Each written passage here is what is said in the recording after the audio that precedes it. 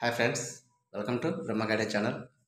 Friends, ఈరోజు అయితే మీకు డెబిట్ కార్డు యొక్క ఏటీఎం కార్డ్ హిడెన్ ఛార్జెస్ అనేవి ఎన్ని రకాలుగా ఉంటాయి అనే విషయం అయితే క్లియర్ ఎక్స్ప్లెయిన్ చేస్తాం. ఫ్రెండ్స్ చాలా వరకు అయితే ఈ యొక్క ట్రాన్సాక్షన్ లిమిట్స్ సంబంధించి అయితే మనకు డెబిట్ కార్డు యొక్క హిడెన్ ఛార్జెస్ అయితే ఛార్జ్ అవుతుంది.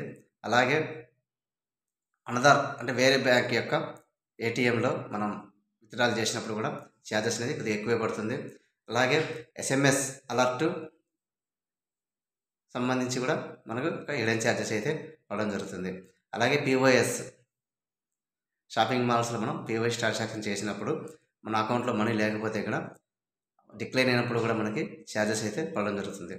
అలాగే మినిమం బ్యాలెన్స్ మెయింటైన్ చేయనప్పుడు కూడా మనకైతే హిడెన్ ఛార్జెస్ అయితే కావడం జరుగుతుంది. ఫ్రెండ్స్, ఈ యొక్క హిడెన్ ఛార్జెస్ గురించి ఏ దానికి ఎంతెంత హిడెన్ ఛార్జెస్ పడతాయి అనేది మనం వీడియో అయితే ఒకటి క్లియర్గా చేసాం. కంప్లీట్ వీడియో డెబిట్ కార్డ్ యొక్క హిడెన్ ఛార్జెస్, దీంట్లో ఎట్లా మనం అవాయిడ్ చేసుకోవాలి, ఇక హిడెన్ ఛార్జెస్ అనేటివి మనం ఎలా తగ్గించుకోవచ్చు అనే విషయం కూడా క్లియర్గా మీకు కంప్లీట్ వీడియో అయితే చేసాం. ఫ్రెండ్స్, మన యొక్క ఛానల్లో ప్రీవియస్ వీడియో డెఫినెట్గా చూడండి.